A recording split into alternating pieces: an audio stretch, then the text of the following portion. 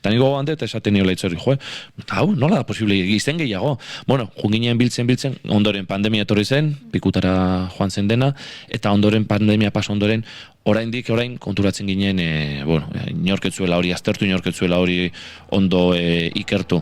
Orduan esan genuen, honi heldu behar diogu, gogor eta tinko, guazen, anzturatik ateratzea haue guztiak, eta aldegun gehiena berreskuratzera, gaurkotzera.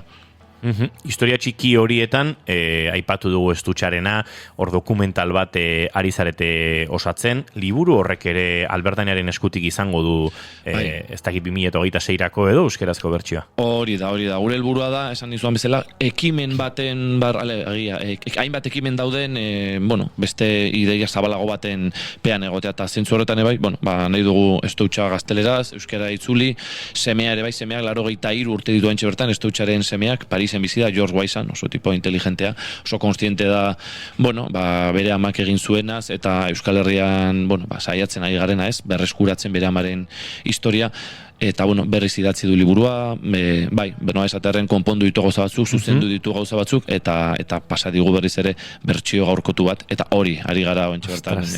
Bai. Gainea, itzaurrean eskerrak emate ditu, Euskal Herria buruz aipatzen du, nola mugimendu hau sortu. Azkenean, haitzule eta biok hemen nola esaterren bozera maile batzuk, gure atzean ere bai jende asko dago laguntzen, bolondrez moduan, pixka bat, Stoutxak, Jorsek eta jende guztiak egin duen bezala, bolondrez gisa, taldetan antolatuta bultzatzen, helburu baten alde gauza bera da, haure bai. Eta hori da pixka bat helburua. Ateratzea, berreskuratzea, bai Stoutxa, eta bai atzerritar haue guztiak. Torri ziren doainik, voluntarioki, asko hemen hil ziren, uste merezi zutela, ezta. Horre aipatu dituzu azken aste hauetan ere Aitzol, Belgikako 3 troskistak, hor bada beste historia, nabarmen edo azpimarragarri horitako bat, ez?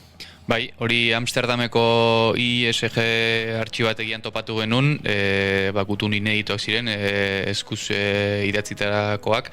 Hor badaude Luis Boulanger, Pierre Zabitz eta René Pasque troskistak, laugarren internazionalekoak zirenak, eta beraiek oso, guri behintzat atentzioa deitzen zigunez, beraien eskuizkribuetan, nola ze maila politiko, ze maila intelektual, ze maila ideologiko, filosofiko zuten, eta 22 urte zituzten. Hau da, gaur egun pentsa ezina izango zen, edo behintzat gu dugun ikuspuntu hoitatikan, urruti topatzen dugu, ez? Baina beraiek ere, abuztuaren azkeneko egunetan ona iritsi ziren, eta irailaren lauean, behin irun kolpistek okupatzen dutena, Luis Boulangerrek azkeneko gutuna bidaltzen du Belgikora, eta bertan parte ematen du, nola René Pasquek obus batek jotzen duen zuzenean, eta bere gorpua desagertu zen.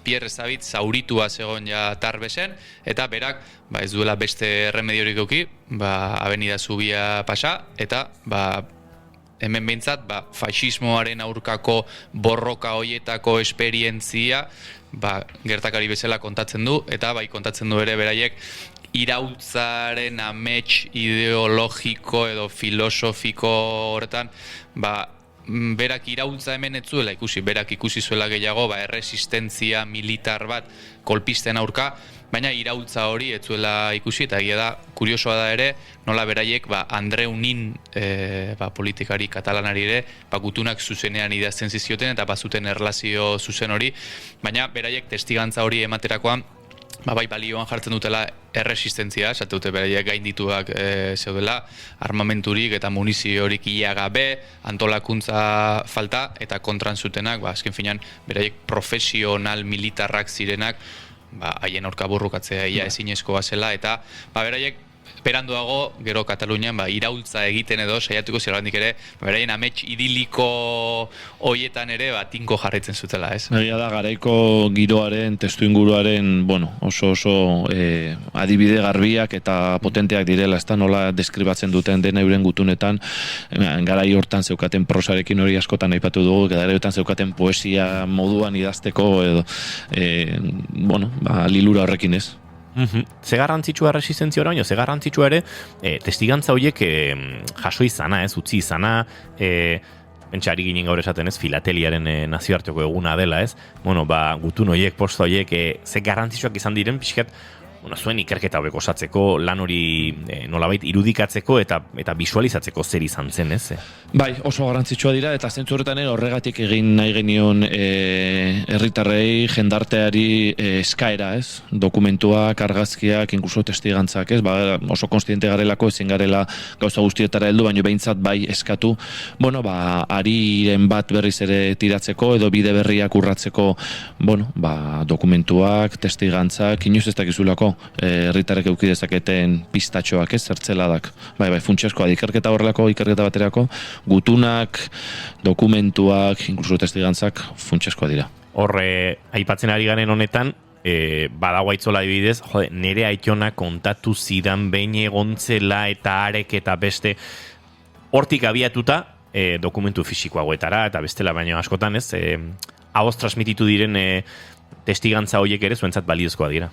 Bai, eta gehienak edo topatu genitzazken bakan horiek ahozko memoria edo ahozko transmisioetatik etorriko dira. Oso zaila da, familia edo esparru pribatu baten barnean horrelako dokumentuak topatzea, baina izan daiteke, adibidez, badakigu helgetan belgen posizio bat bazegoela horra metralladora batekin, Irunen ibili zirela, Andoainen ere, ordan badauzkagu lagin txiki batzuk, eta igual bertako baserrietan edo bizi izandakoak, hoien oroitzapen edo lagintxoren bat eukitzea gaur egun ere. Badakigu ere berandu gabiltzala, ia hurren urtean 80. urte hurrena beteko da, ja, ez dakit belaunaldiak 2 edo gutxienez ia 3. belaunaldiaren bidean goaz, berandu goaz, baina, seguraski oraindik ere, zertzeladaren bat edo, topa genezake bide honetan. Bai, azkenean Fred Berentzia idazleak ere esaten zuen, ez? Historia txikiak askotan historia handian eragiten duela, eta frankotan inkluso zehaztu, ez? Berak aipatzen zuela determina zehazten dula, ez? Hori nahi dugu, honekin guztiarekin ere, historia txikiek, letra larrizko historia hori ere, eragitea hortan. Askotan, informazio hauek ere hiriburuetan egon daitezke, baina landaren muan ere asko izan dira, ez? Nik gogoan dut hemen kontatuta, ez? Nola han bomberenea denaren gaineko auzoetan eta hor el francés izeniko tipoa zegoela, eta hori ibilitakoa zela brigadista eta internazionalista, eta nola etortzen ziren Frantziara bidean ere iesi eta korronte elektrikoaren kablei jarraiki nola iritsi zitezkeen, eta askotan, baserri giro eta landaren horietan ez gertatzen zirela, pixkat ilunago, pixkat itzalago zebiltzan ibilbide horietan informazio horiek, ez beraz, horrelakoak dituenak edo ekar ditzala eta konta iguzen nola jarri baroten zuekin ere harremanetan zeinen bidea. Hori da, telefono bat jarri dugu martxan eta eraberean ere e-mail bat, telefonoa litzateke, irakurrezake? Noski baiot.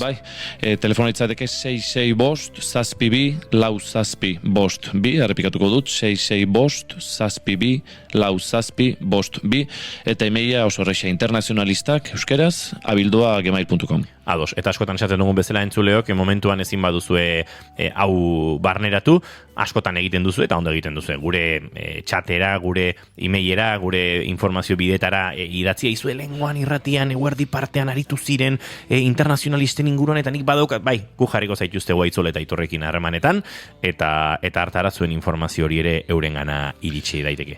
Aitor eta Aitzol, baditugu minutu batzuk azken hausnarketaren bat egin nahi baduzu, ikusi dute Aitor Arna sartzen eta pentsatu dut. Honek, badura indik zara esateko? Bai, esan nahi nuen uste dute merezi duela, ez da lan hau egitea zergatik, beste gutun hauetako batean, hori Kabran Gostinskik aipatzen zuelako, pasionari ere idazten dio gutun bat, eta lehenik eta behin esaten duena da, Euskadiko borrokalarietako bat nauzu.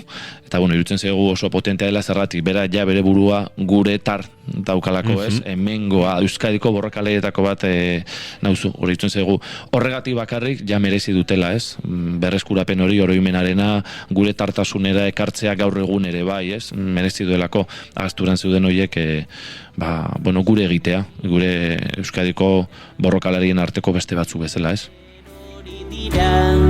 Zure negar malko Aitor Azurki eta Aitzol Arroyo, plazer bat izan da zuekin bigarren kafe hau hartzea. Aipatu dugu, ozeano zabal batean hemen, adaxka batzuk ari garela nolabait aletzen, eta uste dut aukera emango digula behintzat aitzolentzat beste kafe bat hartzeko, badakigulako Aitorrek ez dituela gustoko, baina plazera sartuko zaituztegu, ikerketak aurrera egiten jarraitzen duen enean, eta bueno, informazio berriak dozkezuen enean, ze benetan liruragarria egiten zaigu egiten ari zareten lan. Ozeanotik zeru izartira, izarra zen eta internazionalismoaren simboloa. Eskerrik asko bikote. Eskerrik asko zuri.